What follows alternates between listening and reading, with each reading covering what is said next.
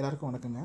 இப்போ நம்ம ஃபேஸ் பண்ணிட்டு இருக்கிற அந்த வார் வந்து ஈரான் மற்றும் இஸ்ரேலுக்கு நடுவில் நடந்துகிட்ருக்கு இல்லைங்களா? இதில் வந்து ஈரான்கிட்ட என்னென்ன டைப்பான மிசைல்ஸ் இருக்குது, ப்ளஸ் இஸ்ரேல்கிட்ட வந்து பார்த்திங்கன்னா என்னென்ன டைப்பான டிஃபென்சிவ், அதாவது பாதுகாப்பு ஏவுகணைகள் வச்சுருக்காங்க அப்படின்றத வந்து பார்த்திங்கன்னா நான் இந்த சார்ட்டில் கொடுத்துருக்கேன்.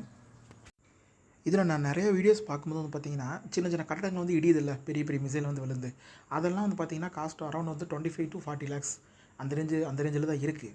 ஆனால் அது வர்றதை தடுக்கிறதுக்கு வந்து இஸ்ரேல் கொடுக்குறாங்கல்ல பதில் ஏவுகணை அயன் டோம் அப்படின்றாங்கல்ல, அந்த அயன் டோம் வந்து பார்த்திங்கன்னா காஸ்ட் வந்து அரௌண்ட் 6 crores ஸ்டார்ட் ஆகுது. 6 கோடியிலிருந்து 11 கோடி வரைக்கும் இருக்குது ஒரு மிசைலை தடுக்கிறதுக்கு. அப்போ இவங்களுடைய தயாரிப்பு செலவு எல்லாமே பார்த்திங்கன்னா மேக்ஸிமம் 9 கோடியிலிருந்து 13 கோடி வரைக்கும் இருக்குது ஒரு மிசைல். இந்த போர் ஸ்டார்ட் ஆகி இது வரைக்கும் கிட்டத்தட்ட 19லிருந்து 21 லட்சம் கோடி ரூபாய் அளவுக்கான மிசைல்ஸ் வந்து அவங்க பயன்படுத்தியிருக்காங்க. ஆனால் இந்த உலகத்தில் இருக்கிற மொத்த வறுமையும் போக்குறதுக்கு நமக்கு தேவைப்படுறது எவ்வளோ தெரியுங்களா? 35லிருந்து 38 லட்சம் கோடி ரூபாய். அவ்வளவுதான். நம்ம உலகத்தில் வறுமையுமே இருக்காது, எந்த குழந்தை இறப்புகளும் ஏற்படாது, எல்லாருக்கும் தேவையான ஊட்டச்சத்து கிடைக்கும். ஆனால் மிகப்பெரிய முடிவில் இருக்கக்கூடிய எல்லா அதிபர்களும் சரி, இதை ஏன் வந்து அவங்க கண்டுக்கவே மாட்டேங்கிறாங்க? ரொம்ப சிம்பிள். நான் முன்னாடி ஒரு புக்கில் படித்த ஒரு சின்ன வாசகத்தை சொல்கிறேன்.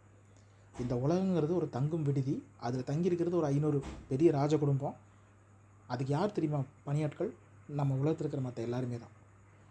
இது வந்து இந்த சேனலை பொறுத்த வரைக்கும் இது வரைக்கும் நிறைய அறிவு சார்ந்த விஷயங்கள் தான் வந்து நாங்கள் போட்டிருக்கோம். இது மக்கள் சிந்திக்கிறதுக்காக. கொஞ்சம் சிந்திங்க மக்களே. தேங்க்யூ.